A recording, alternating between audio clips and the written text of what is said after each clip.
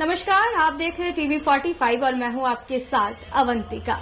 इस साल का आखिरी और दूसरा चंद्र ग्रहण लगने वाला है और जब भी ग्रहण लगने वाला होता है तभी लोगों के बीच काफी असमंजस की स्थिति पैदा हो जाती है कि ग्रहण के दौरान लोग क्या करें क्या ना करें, ग्रहण कितने बजे से लगने वाला है, ये तमाम चीजें लोगों के मन में जो है आती रहती है। और इन सब से ज्यादा जानकारी लेने के लिए हमारे साथ जुड़े हुए हैं स्वामी दिव्यानंद जी। स्वामी जी, आपका स्वागत है हमारे चैनल में।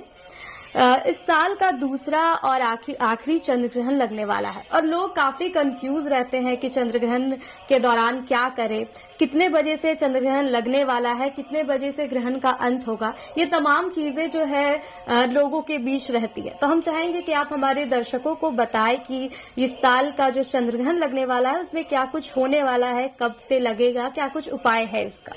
अवंतिका, सबसे पहले मैं बताऊं, किसी प्रकार की कोई कंफ्यूजन की बिल्कुल कोई गुंजाइश नहीं है, आवश्यकता ही नहीं है कंफ्यूजन की। मैं बोलूंगा एक ये खगोलीय घटना है, इसे एंजॉय करना ये कौतूहल का विषय है। बच्चों को भी बताएं, दिखाएं, और जो सावधानी बरतनी चाहिए चिकित्सा विज्ञान की तरफ से जो भी गाइडलाइन दिए जाते हैं कि कभी कभी नंगी आंखों से न देखें, वो देखना वो सब ठीक है और बिल्कुल इसे एंजॉय करना है। न किसी प्रकार का भय, न किसी प्रकार की अंधविश्वास, न कोई भयाक्रांत होने वाली बात है। कौतूहल है, इसे एंजॉय करना चाहिए। चंद्र ग्रहण, पहले ये बता दूं, चंद्र ग्रहण इस बार जो लगने वाला है वो अश्विनी नक्षत्र में लगेगा और मेष राशि में लगना है। निश्चित रूप से ये भी जानना चाहेंगे कि चंद्र ग्रहण कितने बजे लगेगा। लोग एक ठीक कहा आपने, एक कहीं भय भी है, कई प्रकार की सावधानियों को दृष्टिकोण पे रखते हुए देखा माताओं बहनों के बीच में एक विशेष रूप से उनकी थोड़ा कंसंट्रेशन होता है। यदि किन्हीं के घर पे गर्भवती महिला है तो थोड़ा विशेष रूप से उनके अंदर में एक भय हो जाता है। मैं बताऊं, बिल्कुल भय की बात नहीं है। जो गर्भवती स्त्री के लिए, उसके लिए भी मैं बात करूंगा। सबसे पहले जाने कि 1 घंटा 19 मिनट की अवधि का मात्र ये होना है आंशिक चंद्र ग्रहण। रात्रि 1:05 में लगेगा, ये स्पर्श काल होगा। सबसे पहले कि ग्रहण कहाँ प्रारंभ होता है और कहाँ समाप्त होता है, इन दोनों के बीच में एक मध्य काल भी होता है कि बीच में मिडिल टाइम, स्पर्श, समाप्ति और मिडिल। तो 1:05 में वो स्पर्श करेगा, वहां से यानी प्रारंभ हो जाना है। जबकि 1:44 रात्रि में ठीक मिडिल टाइम रहेगा, वो मध्य के समय, और 2:24 समाप्त हो जाएगा। इस प्रकार से 1 घंटा 19 मिनट की अवधि का ये होना है। और जैसा बताया पहले भी कई बार चर्चा हो चुकी है कि सूर्य ग्रहण में 12 घंटे पहले, किंतु चंद्र ग्रहण में 9 घंटे पहले सूतक लग जाता है। अब ये सूतक के लिए कई लोगों के मन में बड़ी जिज्ञासा होती है कि सूतक में क्या करे क्या ना करे। सूतक में से ही यानी 9 घंटा पहले से यदि वातावरण को विषाक्त बोला जाए तो हाइजीनिक दृष्टिकोण से उस समय से किसी भी प्रकार का कुछ ग्रहण करना, यहाँ तक कि जल यदि संभव हो तो किसी प्रकार के कोई खाद्य पदार्थ, जल वगैरह ग्रहण नहीं करना चाहिए। और ग्रहण के बीच तो कदापि नहीं करना है जब तक ग्रहण रहे। चलिए इस बार की बात करेंगे। चंद्र ग्रहण में तो आधी रात्रि का समय है। अब अर्धरात्रि में तो लोग सोए हुए रहेंगे, देखना है एंजॉय करने के लिए उठ के देख ले, तो रात्रि में कोई खाने पीने वाली बात भी वैसी इस बार के लिए नहीं है। लेकिन जानकारी की बताओ, नहीं खानी चाहिए। कुछ ऐसे चीजें होती है घर पे, जो खाना बना हुआ है उसे समाप्त कर देना चाहिए ग्रहण के पूर्व, सूतक के पूर्व। सूतक काल से ही कोई खाना पकाना बनाना वगैरह मना ही रहता है। और जो कुछ बने हुए चीज, सूखे पदार्थ होते हैं घर पे, जैसे मान लीजिए बिस्किट है या इस प्रकार से और कई चीजें होती हैं जो सूखे चीज, अब उसको तो तुरंत पे विनष्ट या समाप्त नहीं किया जा सकता है। एयरटाइट डब्बे में उसे बंद करके रखेंगे। तुलसी दल उस पर छोड़ देनी चाहिए। स्वामी जी, हम यहाँ पर ये भी जानना चाहेंगे, जैसे आपने बताया कि जब सूतक लग जाता है तो लोगों को जो खाना पीना नहीं चाहिए, ग्रहण नहीं करना चाहिए, या फिर जो चीजें हैं उसमें तुलसी पत्ता डाल देना चाहिए। ऐसे में घर पे जो बच्चे भी होते हैं, तो क्या बच्चों के लिए यार कुछ उपाय हो सकता है? क्योंकि बच्चे जो रहते हैं वो ये चीजें नहीं, इस बात को मैं अभी बिल्कुल बोलने वाला था। आपने सही प्रश्न किया है। बालक, वृद्ध, रोगी और गर्भवती महिलाओं को छोड़कर इनकी स्थिति, कहा गया ना हमारे धर्म में सनातन धर्म की विशालता क्या है कि देश काल जलवायु परिस्थिति के हिसाब से सिद्धांत बदल जाते हैं और वहां से नियम कहीं न कहीं बहुत फ्लेक्सिबल हमारे बनाए हैं जो भी पूर्वज थे। देखिए हमारे जो ऋषि मुनि पूर्वज थे ना, वो बहुत बड़े वो सारे वैज्ञानिक थे, सभी अनुसंधान करके गए हैं, उन्होंने जीवन लगाया है।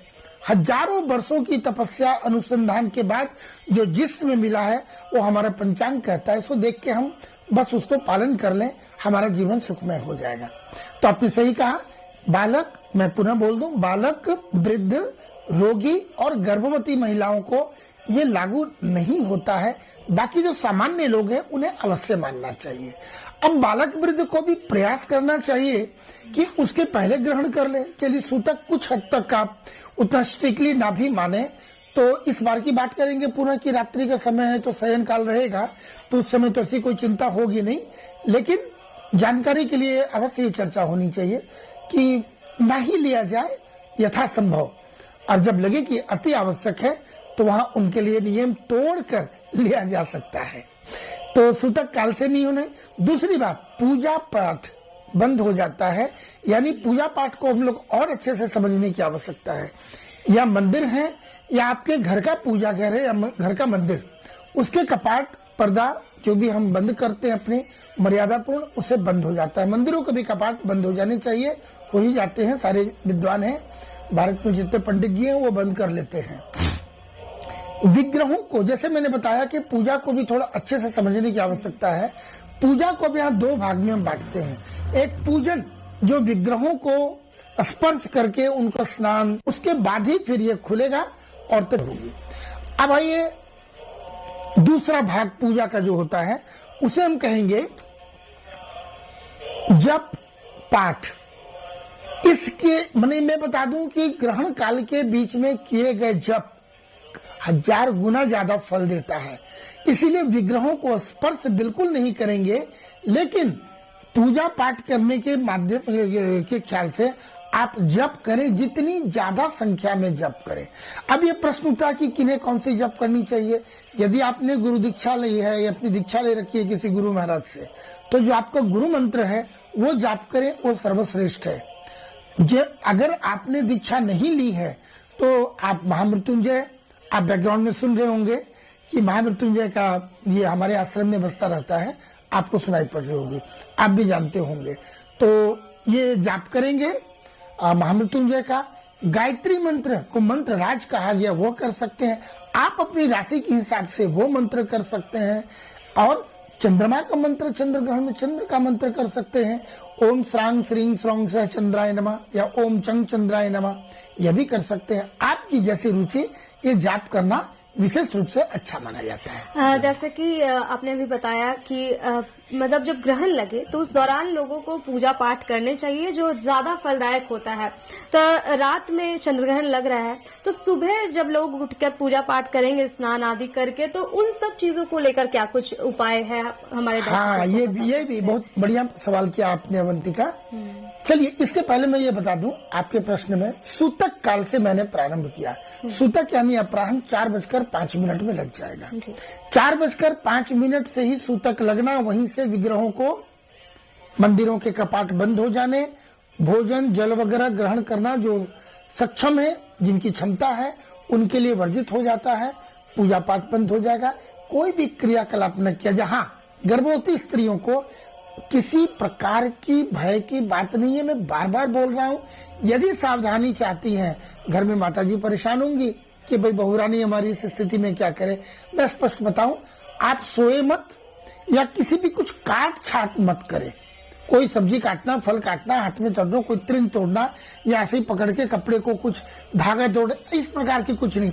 आराम से पांव सीधी करके बैठ जाए, मन को प्रसन्न चित्त मुद्रा में रखें। कोई भी जाप कर ले, कोई भी पाठ कर ले, हनुमान चालीसा का पाठ कर ले, किसी प्रकार के महापुरुषों की कहानी पढ़ें, ये भी अच्छा रहेगा आपके लिए। और अगर सो रहे हैं पांव सीधी करके तो भी कोई दिक्कत नहीं है, सावधानी पूर्वक सो जाएं, उसमें किसी प्रकार के लेटे लेटे सोने की बात नहीं है। अब आपका मुख्य प्रश्न है, ये बहुत सही प्रश्न आपने किया है कि ग्रहण काल के बाद, यानी जब ग्रहण समाप्त हो जाए उसके बाद क्या करेंगे। यहाँ भी अर्धरात्रि होगी। लोग सामान्य रूप से जो गृहस्थ लोग हैं वो जब प्रातः जगेंगे, जो नहीं जग कर देखे हैं ग्रहण, उनकी बात कर रहा हूं। वो रात्रि, वैसे भी रात्रि में तो 2 बजे 3 बजे तो कोई उस समय देवी देवताओं को कोई समय भी नहीं है। तो प्रातः काल जब जगेंगे, सबसे पहले स्नानादि करके जो भी पूजा में वस्त्र है, भगवान के देवता के विग्रहों के जो वस्त्र आदि हैं, उन वस्त्रों को सारे को बदल देना, धोना, पोंछना, यथासंभव आपके यहाँ जैसे सुविधा है, यानी उसकी एक बार सफाई होकर उनका वस्त्र आदि और जो भी बर्तन वगैरह होते हैं उसे साफ सुफ करके उसे बदल देना। ग्रहण के बीच दान की भी महत्ता है यहाँ पर। अवंतिका बताना चाहूं, दान के लिए बताना चाहूं, 2 प्रकार के दान है। जब ग्रहण चल रहा होता है तो उस समय दान होता है। जो कुछ लोग मांगने भी कभी कभी आते हैं, वैसे लोग उन्हें उस समय दान करते हैं। और ग्रहण के बाद पश्चात भी 2 प्रकार के दान होते हैं। स्नान करके चावल कुछ द्रव्य दक्षिणा रख के उसे हाथ से स्पर्श करके रख दे, वो भी किन्हीं को दान दिया जा सकता है। और दूसरा दान फिर स्नान पूजा करने के बाद, जिसे अपने घरों में हम लोग सीधा भी बोलते हैं, ब्राह्मण देवता को सीधा दिया जाना, जो भी अपना फल फ्रूट सब्जी अनाज द्रव्य दक्षिणा के साथ में उनको दिया जाना, यह भी देने का हमारा विधान है। तो पूजा पाठ के लिए भी आपके प्रश्न में समझता हूँ दर्शकों को स्पष्ट हो गया होगा कि स्नान आदि करके जो भी देवी देवताओं के विग्रहों का वहाँ जो बर्तन है पूजा घर में, मंदिर में, या फिर जो भी वस्त्र आदि हैं वो बदल दिए जाते हैं और फिर दान करेंगे। और हमने देखा है कि जब ग्रहण लगता है उस दौरान जो राशियां होती है लोगों की, उस पे भी काफी प्रभाव जो है ग्रहण का पड़ता है। तो हम आपसे जानना चाहेंगे कि जो भी राशियां हैं उन पर इस ग्रहण को लेकर इस बार जो है उन राशियों पर क्या क्या असर जो है। सर्वप्रथम बताऊं, इस राशि का जो प्रभाव मेष राशि पड़ना है। सर्वप्रथम 12 में मेष राशि है। इनके लिए किसी प्रकार का घात भगवान न करे, किंतु घात की आशंका बनती है। तो आप सबसे पहले मैं आपको बताना चाहूं, हनुमान जी की आप उपासना करें, या फिर चंद्रमा का मंत्र का भी जाप कर सकते हैं। और जैसा पहले बताया, कोई भी मंत्र का जाप करेंगे, ये सभी राशियों के लिए। लेकिन विशेष उपाय में जहां जहां आवश्यकता पड़े मैं बोलूं, तो आप हनुमान चालीसा या ओम हम हनुमते नमः यह कर सकते हैं, या फिर ओम क्रांग क्रीं क्रौंग सह भौमाय नमः, इस मंत्र का भी जाप मेष राशि वाले करें।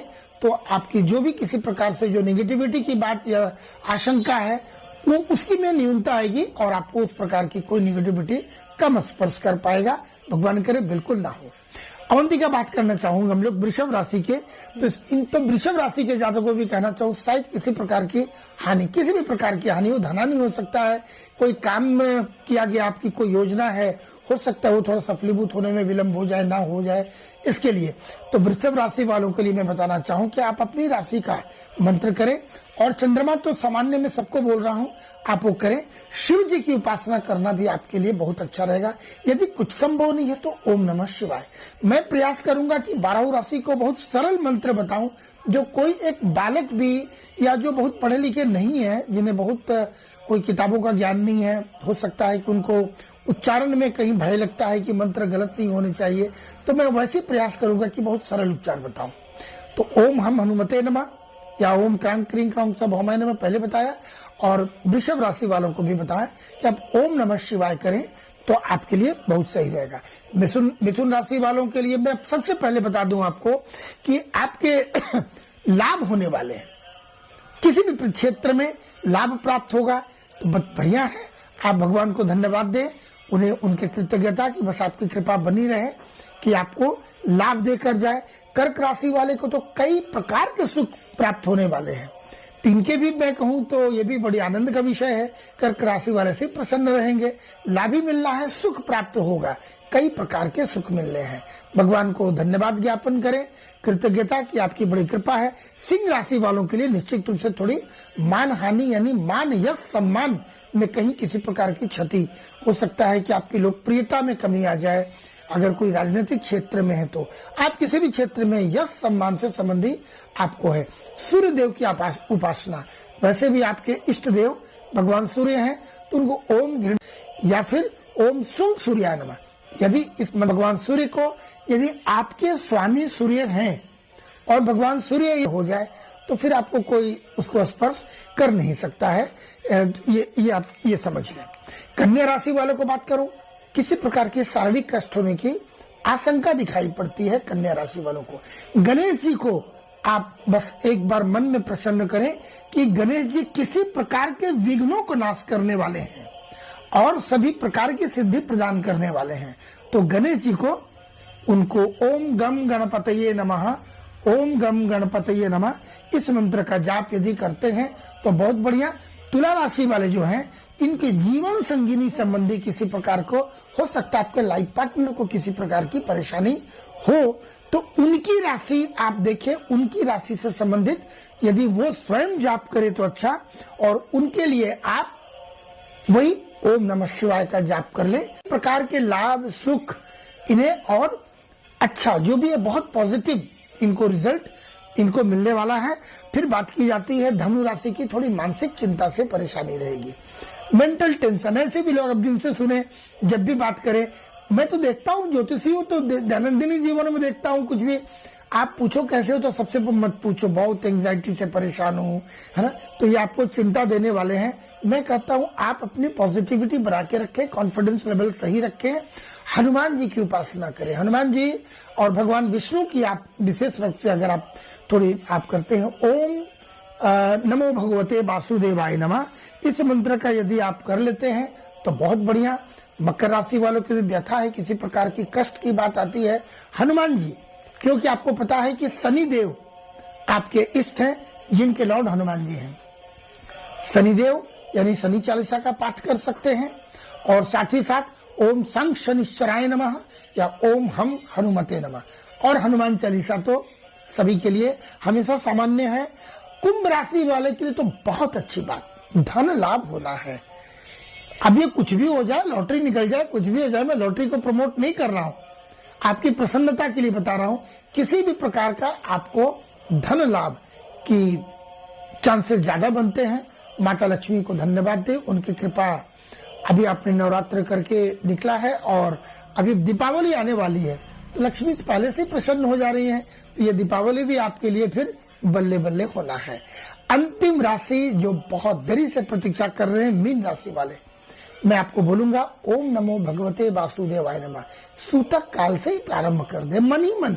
ऐसा नहीं कि सारे काम को आपको छोड़ना है, सारे कार्य करते रहें और मन ही मन यदि आप ये ओम नमो भगवते वासुदेवाय, ओम नमो भगवते वासुदेवाय या फिर ओम ग्रांग ग्रीं ग्रौंग सह गुरुवे नमः इस मंत्र के यदि आप जाप मानसिक जाप भी कर रहे हैं, और जब ग्रहण काल है उस समय अगर बैठ के अगर वो 1 घंटा 19 मिनट का समय कर लेते हैं, आप निश्चिंत हो जाए, आपको किसी प्रकार की कोई नेगेटिविटी, कोई नकारात्मक, कोई क्षति किसी प्रकार की। 12 राशि मैं सभी को बताना चाहूं, यदि आप निष्ठा पूर्वक ये कर लिया, भगवान को समर्पित कर लिया, तो फिर किसी प्रकार की भय की बात नहीं है। फिर बाकी आप इस ग्रहण को एंजॉय करें। अवंतिका, तो बिल्कुल मीन राशि की भी हम बात कर ले कुंभ के बाद कि मीन राशि के जो जातक है वो क्या कुछ उपाय करें और इस बार जो है उनको क्या उपाय करना चाहिए। हाँ, जैसा मीन राशि में भी बताया कि ओम नमो भगवते वासुदेवाय नमः या फिर ओम ग्रांग ग्रीं ग्रौंग सह गुरुवे नमः, इन दो में कोई सभी जो भी कर ले ये उत्तम हो जाएगा उनके लिए। जी बिल्कुल। तो चंद्रग्रहण को लेकर के, जो चंद्रग्रहण लगने वाला है उसे लेकर के सारी जानकारियां जो है स्वामी दिव्यानंद जी ने हम लोगों से साझा की, और तमाम लोगों ने भी सुना कि क्या कुछ जो उपाय है चंद्रग्रहण को लेकर करना है, इस बार राशियों पर क्या कुछ प्रभाव पड़ेगा, ये सभी जानकारी हमने आप तक पहुंचाई। अब हमें दीजिए इजाजत, ऐसे ही तमाम जानकारी जो है हम आपके लिए लेते आते रहेंगे। अपने सहयोगी पिंटू के साथ मैं अवंतिका, TV45।